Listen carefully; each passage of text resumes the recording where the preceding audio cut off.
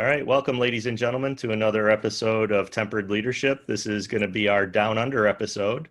I have a special guest joining me today, Nigel Moore of the Tech Tribe. Nigel, welcome. You're supposed to say g'day to me. So g'day. Well, we tried that beforehand, and you said never say it again. So I was honoring your request to not butcher everything. It's always funny when we hear an American say, I'll try to say it, and that comes out good day instead of g'day. Well, I could do that's not a knife, but that never works either. Exactly. That's not a knife, mate. This will just be the whole show of me, making an ass of myself, which is pretty much the show. Aussie accent. Well, you have quite an impressive resume, at least to me, anyways. You're a humble person, so I'm sure you've heard this before, but your bio reads husband, father, investor, speaker, entrepreneur, mentor to small businesses around the world, and author. You have a few books out. This is true. Yes. Yeah. And you and I have a very similar background in you started working on a Commodore 64. Oh, so yeah. did I. Long time ago. For the non-nerds in the audience, that was the computer before computers were computers. Oh, yeah. And we both started around the same time. You in 1998, me in 1996. The difference here is you got out of the MSP industry. I'm 25 years almost in it. So I kind of want to talk about your journey because, you were, and I take this as a compliment, you were a nerd. You're still a nerd. Absolutely. We're Love my tech. Nerds. How did you wound up eventually owning your own managed service provider firm? So we use the term MSP for those who aren't familiar with it, managed service provider. It's basically outsourced IT services.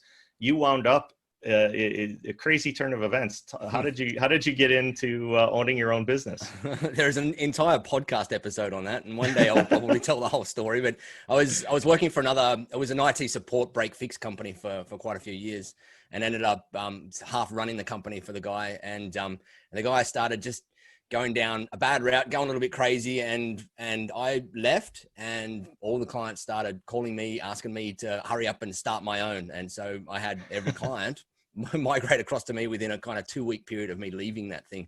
And so I started on my dining room table, 50 grand in credit card debt, stupidly, because I was young and dumb, and had this little business that I had to go and build. And the clients were all in desperate need because they didn't want to deal with the previous company.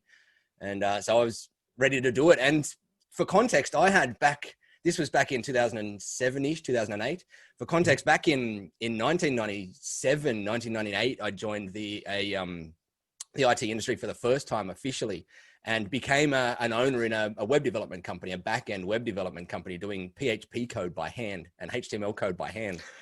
And that spurred my desire to want to grow a business, or to have my own business, or to have a bigger impact in the world by having a business. I just had zero clue on what the heck that meant, because our family, there was no one in our entire large family that had ever had anything to do with business. So there was no direct route for me to learn from people or whatnot, but I just had this burning thing to do it one day. So waking up those mornings after I'd quit the MSP, or the IT support company, it wasn't really MSP at that stage, with this clients wanting me to start the business, was the impetus for me to kick my butt into gear and get the business actually running for myself for once. It's amazing, the similarities, because it was kind of a similar route where you have this start where you're piddling around with the Commodore 64 stuff, and then you join a company, and all of a sudden you're running a business, and people are like, "Hey, hurry up and do this." And there's no formal training in this whatsoever. Oh, no. Like you didn't go to school. You don't have an MBA in business administration. Oh, no. We a lot of us kind of just stumble into this, and some of us survive. Some of us, wind up joining with other people. You wound up merging with a friend, right? You and a friend kind of grew the business that way. In 2014, so we both had businesses. We both had about 4 or 5 staff each or something at that time.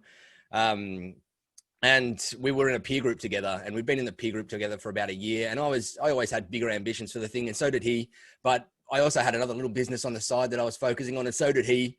And so we had these kind of similar paths, and we sat down and I said, how about we think about throwing them together? We'll do it for a couple of years, see how we go. We may love it and want to continue going, or we may end up setting it up for sale, but let's go do this thing together for a couple of years. And we did. And it was a great partnership. In fact, this weekend, this Sunday, my entire team, the two teams that we merged together into the business, are all coming to my house for a early Christmas catch up that we still do every year. And I sold the business in 2016. So I still catching up with the ex-business partner and all of our old staff from the business as well, which is kind of cool that we all get to still hang out. And that says a lot about, again, this podcast is kind of about leadership. And, for me, one of the number one job, in my opinion, of leadership is building other leaders. And so when you have a connection like that to people who you haven't worked with in a while, and you're still hanging out, you're still it says you did something right. You must have. They didn't hate us. Yeah, they're not coming over to burn your house. Maybe they did for a little bit. Going through the sale period was horrendous because our staff loved working with us and we loved working with them. And but it was at that point where we had to sell. And when we told the team, there was tears in all directions, and it was this horrible period. It kind of tore us apart a little bit for a while, but we all got through it. And as I said, these people that were in tears are now hanging out this weekend with me again 4 years later, and we still do it fairly regularly. So you do go through those periods, and when you work together intensely for a long period of time, you develop those bonds with people, and it's awesome. But also everything comes to an end at some stage, and so you got to be prepared for them as well. And I guess that's all part of leadership, right? You learn that as you go, that there's always the awesome stuff, but there's always the horrible stuff that goes with it as well. And you got to grin and bear through it and lead your team through it. And that's kind of one of the hallmarks to me of trying to be a great leader. Yeah. And you're right. I mean, everything ends and I'm a voracious reader. I love, same. so Michael Gerber has a book about, the E-Myth, but now he has, I think the new one was Beyond E-Myth. And the first chapter it's talking about a guy who wakes up, I think in his 60s and realizes he spent his whole life building a business nobody wants. It's like he's now faced with life circumstances are forcing him in a different direction. And now he can't sell his business. He can't do anything. And I think that happens to a lot of people especially in the tech industry. And, that's part of you're 100% right. Having good leadership means planning for transition. At some point, we're all transitioning out of this life in general, but you're transitioning into other phases. You're going to get out of your business at one stage or another. And the best thing you can do is set it up for that transition. Yeah. And so, there's a couple different paths I want to go down here. And we could probably spend hours and hours talking. So, this will probably wind up into. So this podcast episode is 9 hours. Is that what you're saying? Well, I think we're going to wind up having several down under episodes, hopefully, unless, you wind up, not wanting to talk to me by the end of this. So probably. We'll see how that goes. But so you left and you a year later got back into the industry in a bit of a different way. You started the Tech Tribe, and just full disclaimer, our company is part of the Tech Tribe. So we are technically working together, although this is kind of the first time you and I are ever talking. So what made you want to go back into an industry that so many of us are desperately trying to get out of? Well, it's funny. I actually never left it. So there wasn't a year gap. It was 9 months before I officially launched the Tech Tribe. Behind the scenes, it had been planned before I sold the business. And so at a certain point in my MSP, I got to this point, which I think every MSP owner gets to, where you fall out of love with the business. And I got to that point in my business where I kind of just fell out of love with it. I'd conquered a lot of the challenges that were in there, and I'd been in the space since 2002. I'd been in the tech industry since 98. And so I was ready for new challenges out there. And so I was at this point where I was working 70, 80, 90, 100 sometimes hours a week in my business. And that I burnt out badly and went through all sorts of mental health issues and trying to deal with all the leftover effects of that. And what I ultimately had to do was realize I had to work on my business to extract myself out of that craziness, because I just built this semi-high paid, not really high paid, but a job that was paying okay, but working stupid hours. It wasn't a business at that point. And so I started focusing a heck of a lot more on the business and realizing I could build team in there and hire people and create SOPs and processes, which I'd never even thought about before. And I created all this stuff. And over the space of a few years, I got to the point where my MSP was still giving me a decent income out of it, but I was only really needed in it 5 to 10 hours a week. And at that point in time, I was in peer groups and all sorts of different things. And whenever you're talking to people, everyone's talking about what they do and whatever. And I'm saying, yeah, like I live 3 hours away from my MSP now, and I've got another couple of businesses. And I started, a few people were interested in what I'd done, and I started teaching them a few of the things that I'd put in place and whatnot. And it ignited these big burning fires in me going, holy crap, this is kind of fun. I enjoy this. This is, I need to figure out how I can make maybe a business model out of this. And so I went out and started looking at all the different coaching style models in the world and all the different businesses and programs and all the different types of things where you can go and build a business around teaching and helping and serving others, and stumbled upon this concept that we turned into the Tech Tribe. And so I started it probably 3 years before I sold my MSP, was when I started the version 0.1 of the Tech Tribe, which was with another business partner back then. And we ran that for a year or so as a very side kind of thing to our MSP. And we had maybe 100 odd clients in there that we were teaching them and coaching them around similar things that we were doing. And I loved it, absolutely loved it. When I sold the MSP, or around the time we sold the MSP, we realized that myself and the business partner in the business we were kind of going different directions. I wanted to go business. He wanted to go tech. He's a genius in the tech side of things. And so he went and started his own tech community program. And I then launched the Tech Tribe, which is the business training for MSPs thing. When I sold the MSP in 2016, we took a couple of months and traveled overseas and took the kids around to the place. But the whole time during that process, I was building the Tech Tribe and getting things ready. And we eventually launched in January 2017 and got it going. So seed kind of germinated probably in 2013, I would say, somewhere around 2013. The seed germinated, version 0.1 started, and it's kind of progressed from there to where it is now. And the thing that is really appealing to me, and I'm sure there's, a lot of people who can relate to this, is, I got introduced to you by, reading your first book, and, the thing the package prices and profit. And Yep. The thing that struck me in it is your tone. You have a forgiving style, and that's the way I can describe it is you're not hitting people over the head with knowledge. You're truly trying to teach people that, hey, there's more than one way to approach this. You just have to find the way that works for you. And you touched on before, your mental health challenges. It's a grueling business we're in. There's constant security risks with your clients. There's building teams, building culture, the whole stuff you wrote in your books, packaging and pricing, and there's a constant evolution of technology. Oh yeah. It got to you a little bit, and in your one video, you became an efficient drinker. I loved how you modeled that, like, hey, I found wine, and then I'm always looking for efficiencies, so I evolved to Scotch because you could drink half as much and get drunk in double the buzz in half the time. Half the time, yeah. So tell me a little bit how that mental health journey has played into how you've evolved Tech Tribe, and really, because I can see the passion you have for truly being that servant leader, helping people. You're obviously we provide value. We all want to make money and make a good living. But that comes as a result, in my eyes, it always comes as a result of doing the right things for the right people, the right reasons. How did that all play into this, the mental health aspect, and your wake up call, as it were, in how you coach and teach now? Yeah, I guess it's one of those things that when anybody, I think, goes through an episode, and I'm not going to lie, like my mental health issues are probably nowhere near what lots of people had and what lots of people go through. So I don't want to discount that. I know there's people that have got some pretty severe issues out there. I went through some challenges and dark times and all sorts of craziness. But when you come out the other side of one of those things, you come out and you spend some time gathering your life and your thoughts and your feelings and everything, and getting back up onto the horse.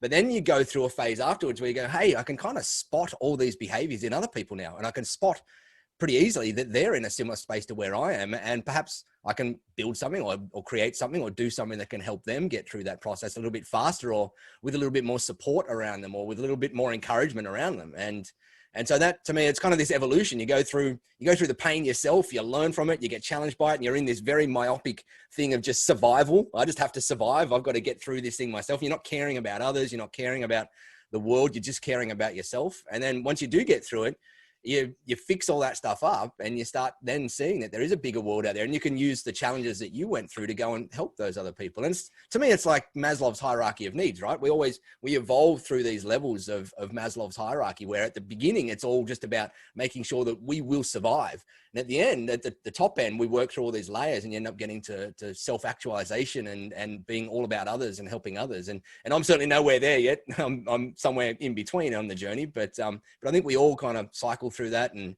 as we go through, I think it happens in terms of our challenges and our journey, as well as it happens with our age. The longer we go through life, the more we transition into different phases, and those different phases, to me at least, open us up to different ways we can give back to the world and impact the world in our own unique ways. And based on all the things that we went through, we can use that to help others. It doesn't surprise me that you brought up the Maslow's hierarchy of needs, because I actually have a picture of the pyramid that I look at every day. Oh, wow. Just to remind me that if you're not taking care of people's basic human needs, all this grandeur that we have planned, like, you're an entrepreneur. Everybody that I know that's in these types of leadership positions, I mean, vision is a big thing.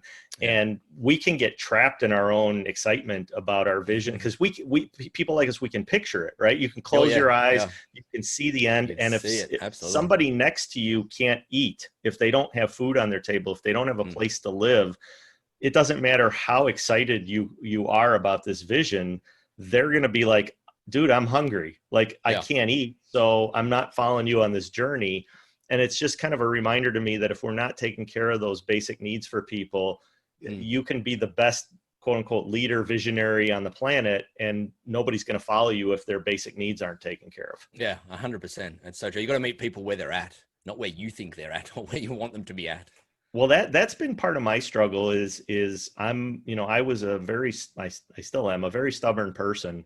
And yeah, well, getting into therapy is, and this is why I appreciate having you on the show, and the people who come on the show and talk openly about their challenges.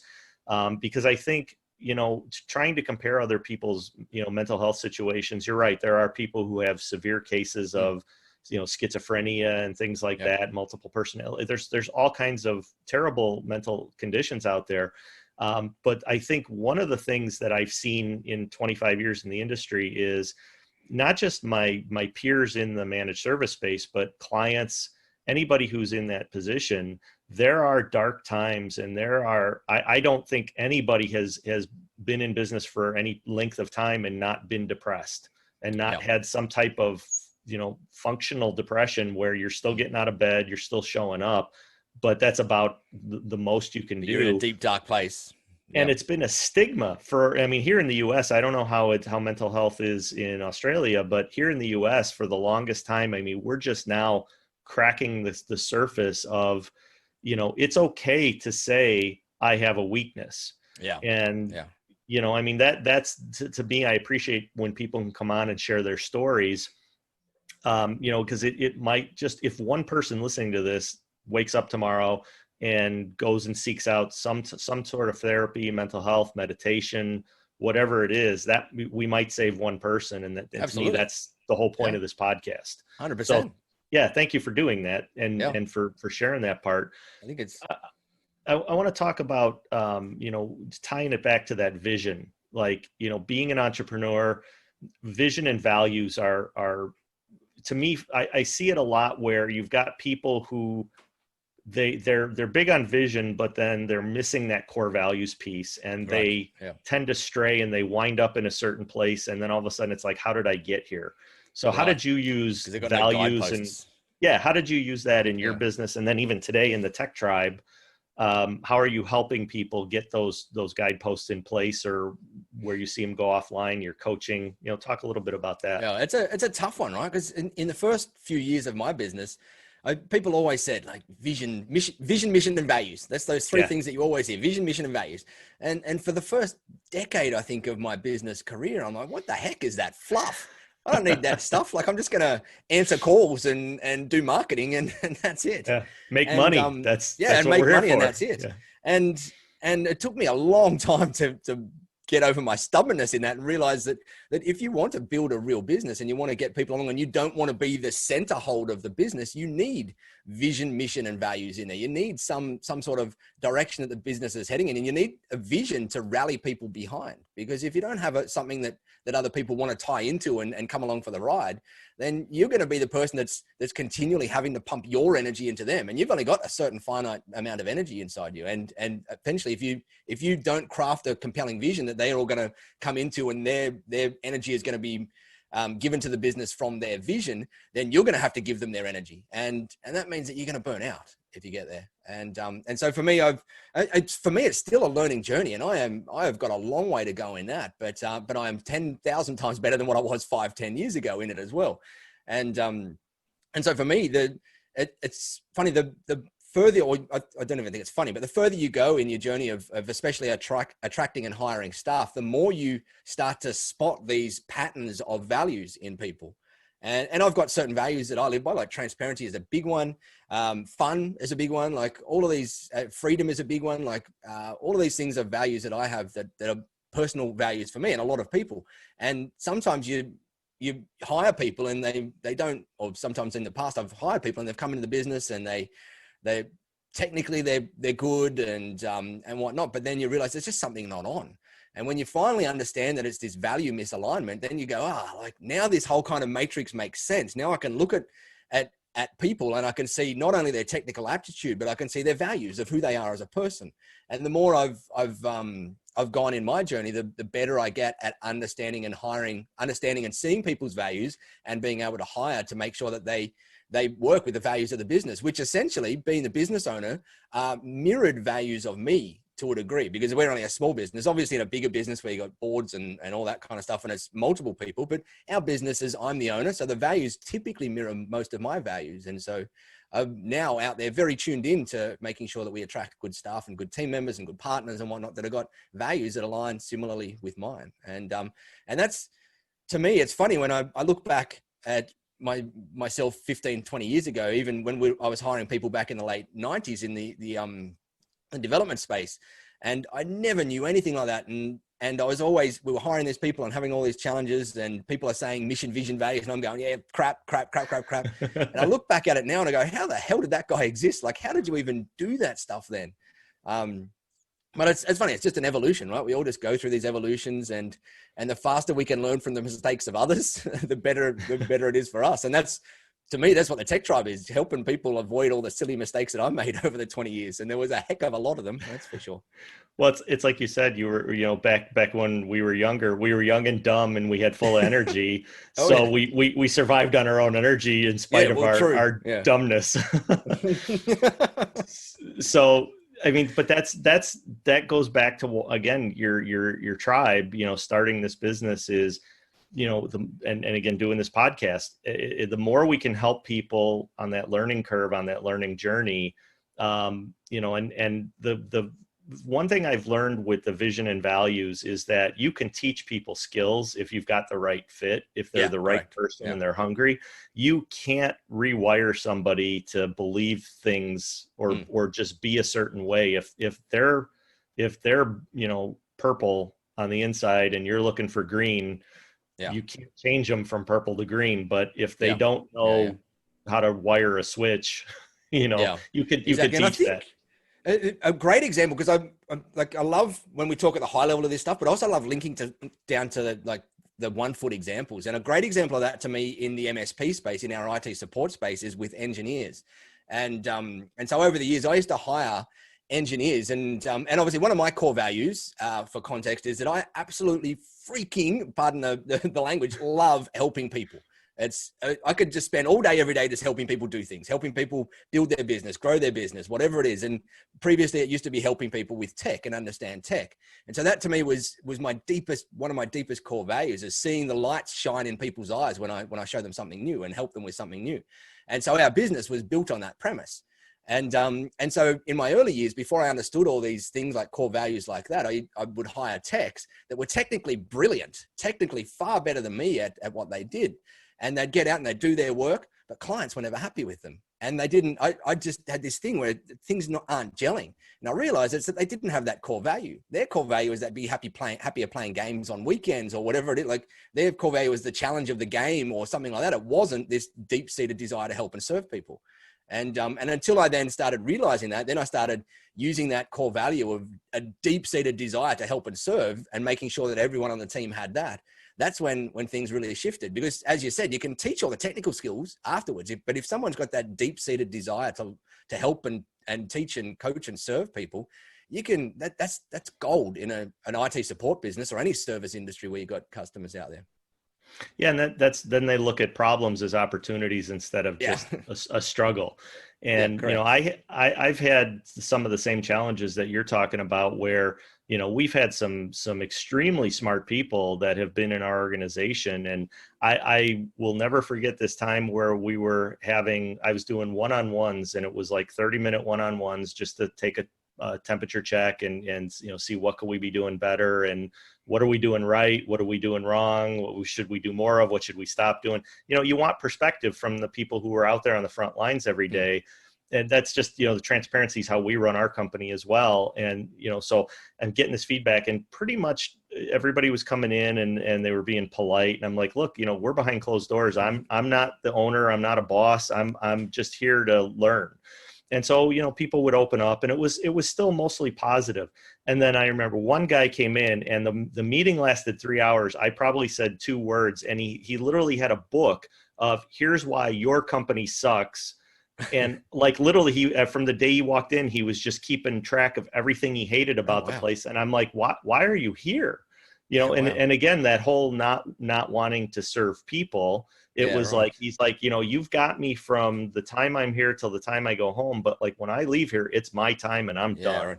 Yeah. And so the whole mindset, that was a core value slap in the face to me of, that's an interesting one too, right? When you've got someone like that, because here's the thing, you've got these people that kind of just float by and they do the bare minimum to get by. But this person found some effort to put an energy to put into something like that, to go and create this big list. And the thing is, you've got to try and work out, can I help capture that energy somehow? Because they've got an incredible amount of energy they've put into perhaps the wrong thing there. And you've got to figure out, is the underlying core value there, so that I can capture that energy and help move it across into something good? Or is it lined up with a bad core value? Because sometimes those people that do that can sometimes be the best things. Like, he's actually caring. There's some sort of care underneath that is hidden behind something or underneath something, or it's probably got some weird quirks or bubbles or weird stuff sitting on top of it, but there's something behind that. That's such an interesting dynamic.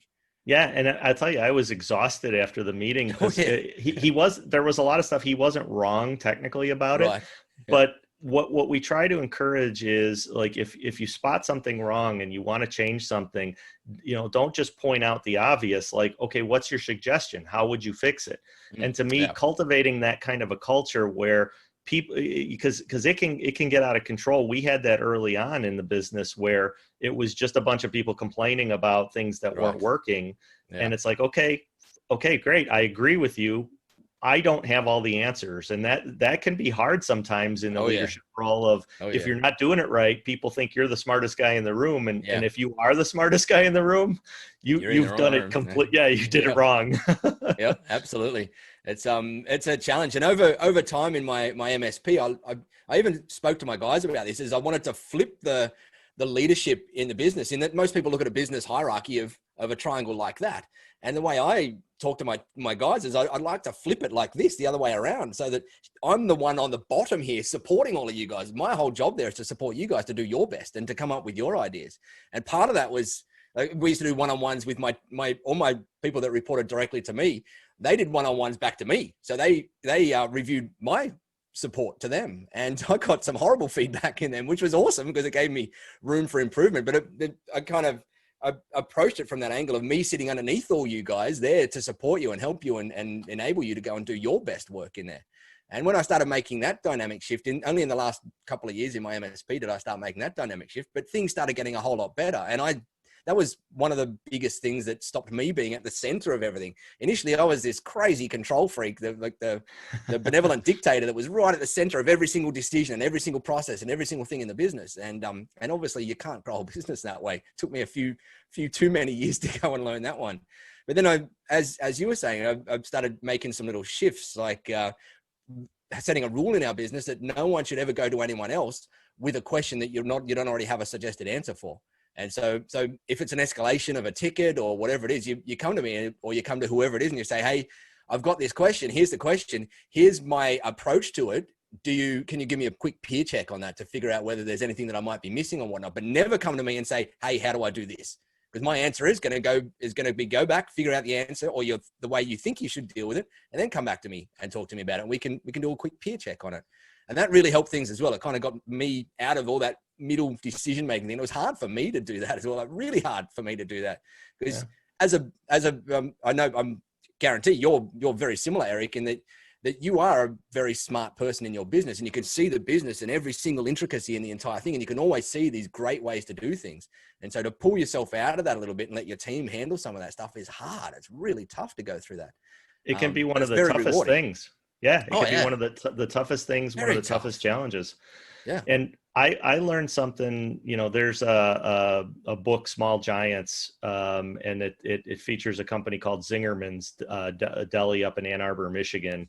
And I've gotten to know one of the founders, Ari Weinswig, fairly well, and he's written a ton of books on leadership. The Lapsed Anarchist's Guide to Leading a Business, and it's great. The latest one you'd love, The Power of Beliefs.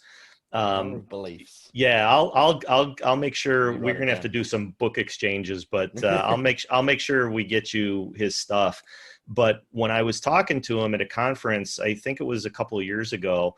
He's very much of the same mindset. Like early on in his career, people would come with just in his words, kind of like stupid ideas or, like, why would you even think like that? Like, how can a person think like that? And that was his response too, right? Which shuts people down. Yeah. It's what my response was for many years.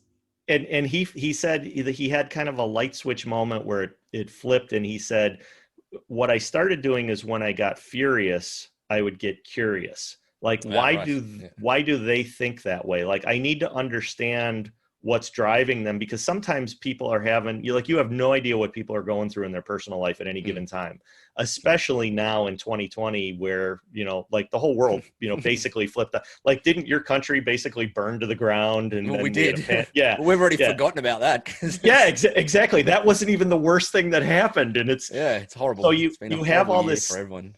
All this stuff going on in people's lives, and then to just react to a situation, I guarantee you, when you just react to somebody in a visceral way, you're just making it worse. There's nobody who's ever done that and made it better.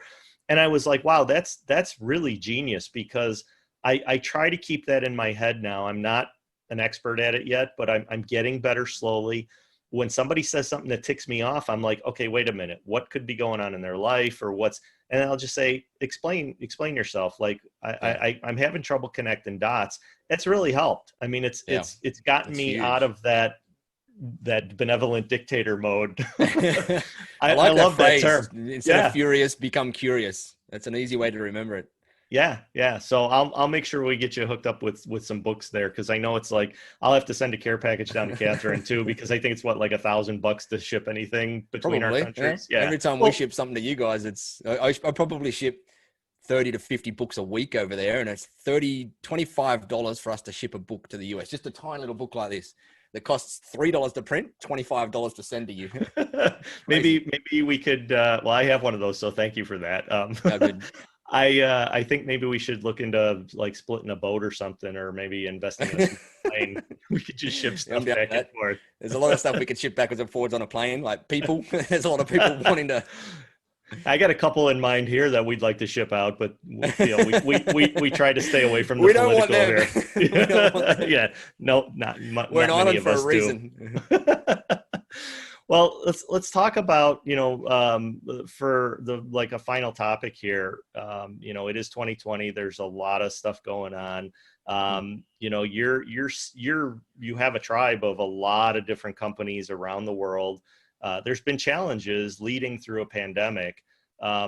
What do you see happening? Are there any trends? Are there any, I'll start by saying, like, our biggest challenge, I think, right now through this has not been, our business has been fine. We've hired 4 people. Our biggest challenge has been culture. You're Right. used to being in the same place with everybody every Yeah, day. right. You lose something. What are you seeing? What kind of advice could you give? Help me out a little bit here on the pandemic. Yeah, the remote culture is a tough one, and for those businesses that had done a little bit of remote before, it's been an easier transition to that. And I suspect, as I think everybody suspects, is that the transition back is never going to be the same. It's going to be a hybrid for a lot of businesses out there for many years, maybe for the next decade or two, or forever. Now it'll be a hybrid approach for a lot of working, where some people are in the office, some people are at home. You mix and match, you move around and whatnot. But the trends I'm seeing now or the biggest thing that I see now is it's opportunity time, really. And I don't want to gloss over the fact that we're in the middle of this crazy global pandemic of the likes that the world has never seen before. It's horrible. There is so much bad stuff going on with that. There's industries being turned upside down. We are very lucky in our industry, the IT support industry, in that it's very resilient to that space. But to me, I also see opportunity here in that you go through anything that's going to cause an economic turmoil. Like 2008, it was the GFC, and that was economic turmoil. And what those things do is they're bad in one sense, in that lots of people lose lots of money in certain ways and whatnot, but they're also good in that they drive out inefficient businesses and inefficient things. And so the businesses, then the people out there that are there to go and do good work and do intentional hard work and create good things for people, have now got this opportunity where some of their inefficient competitors are going to be weeded out of the industry, and you can go in and you can become the star player a little bit more. And it comes down to the people that I'm seeing winning at the moment are the ones that have got the growth mindset, the ones that are out there thinking, okay, this is crap, but when life, like, as cliche as it sounds, when life gives you lemons, you make lemonade, right? And so they're looking out there, and the old Charles Darwin theory of the survival of the fittest, where it's not actually survival of the fittest, it's survival of those that adapt the fastest and the best to whatever current situations are that win. And to me, that's what this is all about now, is whoever's out there not sticking their head in the sand, but putting it up and saying, okay, who needs help? Where needs help? Where can I pivot to? What can I change? What opportunities can I see out of this whole crazy shift? What better can I do in the world? What areas have I perhaps been shying away from that I have been probably needing to do something in, that this whole thing is now shining a spotlight on?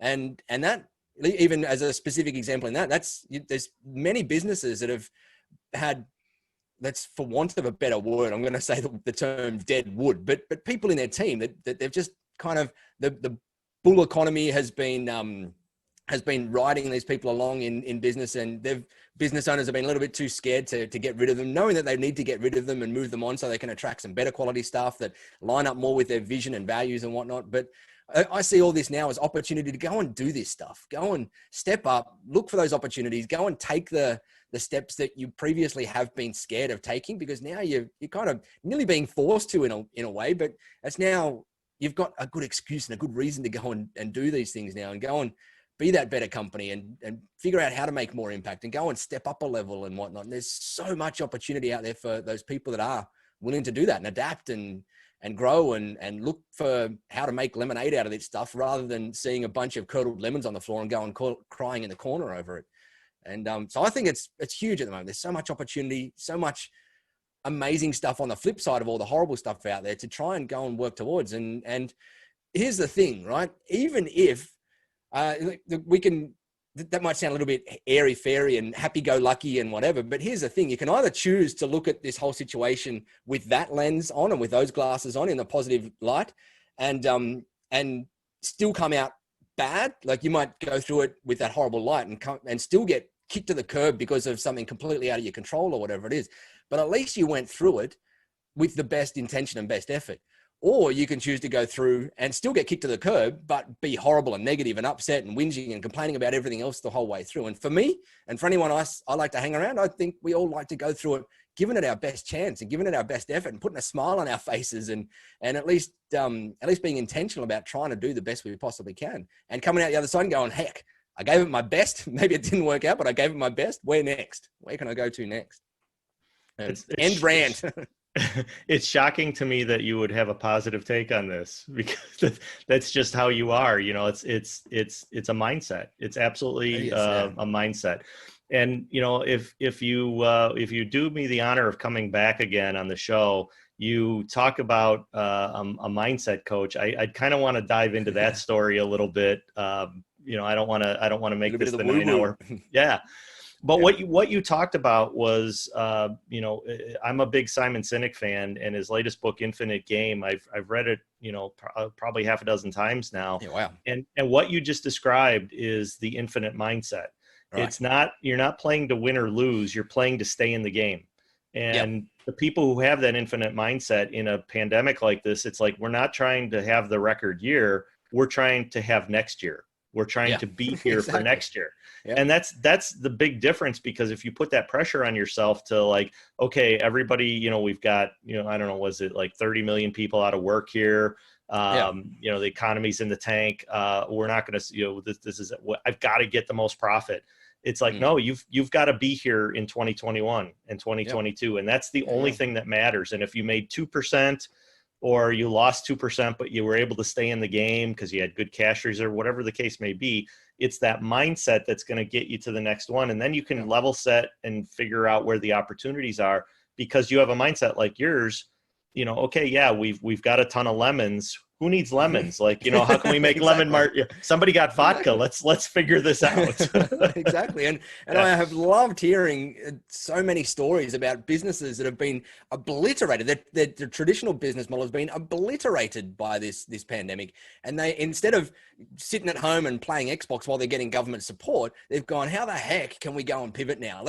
And this is the whole thing about casting vision and getting people to rally beside you. Is lots of people are like, especially people out of jobs and people that have been hit hard, they're going like, I got nothing to feel good about. I got nothing to tie into here. And if you can say, hey, let's go and figure out if we can just do something to last until next year. Let's go and pivot over here. And even if we don't even make any money, let's just have some fun doing it and see if we can help a few people and do this thing.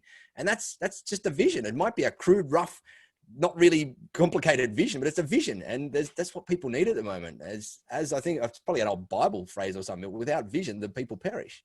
Right. And people, there's a lot of people in the world that can't, for whatever reason, I don't, it's probably personality types or whatever, or upbringings, they can't craft their own vision. And that's the job of us leaders in the world. And I've probably put myself in the leadership bucket there unintentionally, but that's the job of leaders in the world, is to go and craft vision and get people alongside you to go and create that vision. You've got a gift if you can come up and create vision. Lots of people don't have that gift. So go and use it and figure out how to craft vision. There's an amazing book called The Vision Driven Leader by Michael Hyatt. Yes.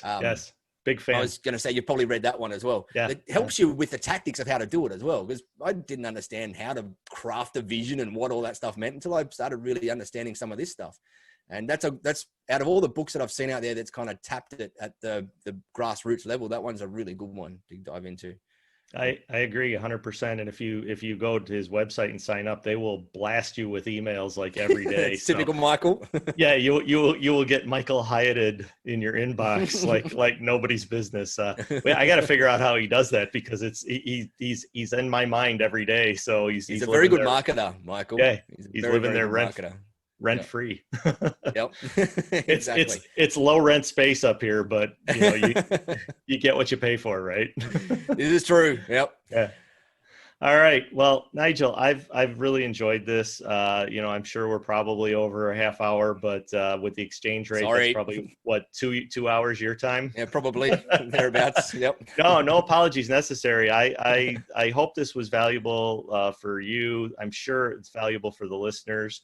I hope you'll come back on again sometime. I know it was a little bit, and probably not an early morning, but this was your start to your day, right? I've already done that. No, I've already got the kids out the door, done the school, done a workout, and then kickstarted my day. Oh, so I wasn't even the first thing on your list. Not even close. Not even close. Well, I do appreciate you taking some time to come in and share your knowledge and wisdom with the collective audience here. I wish you the best. Stay safe out there. And to all the folks here. Oh, and one last thing, how can people get a hold of you? If people want to reach out through the website or email, what do you want to... You can find me on nigel.me is probably the easiest way. Or if you're in the IT support space, come and check out thetechtribe.com, thetechtribe.com. I would 100% recommend that. It's a great space. It's a great community. I mean, we've had a lot of great conversations with people there. And to me, again, this sounds cliche, but it's a safe space. You can say whatever's on your mind and you're not going to get attacked for it. It's a happy place. So you've done well. All of us leaders have all gone through challenges like mental health challenges and all sorts of stuff. And the more we encourage talking about them, because every business owner out there, I'm a believer, and I'm sure you're a believer of this, is every business owner out there. We all go through these challenging times, these dark, depressive times and whatever. And the more people that have been through it can talk about it, the more it opens the space for everybody else to go and talk about it. And that's what the kind of mantra that we keep inside our tribe is, that it's a safe space to come and talk about all the crap that goes on and all the craziness and all the tough times and all the fun as well that goes along with running a business of our kind. And if you were ever unsure about your leadership, you just cemented your place right there, because you're a good man, Nigel. You've done well. You've created a space in the world that you should be proud of. And I thank you a lot for joining us today. This was an honor and a pleasure for me. I appreciate that, and I appreciate you having me on. Thank you. All right. Thank you, ladies and gentlemen. This has been another episode of Tempered Leadership. Please stay safe out there, be well on your journey, and we'll be back again next week with another intriguing guest. Take care. Bye.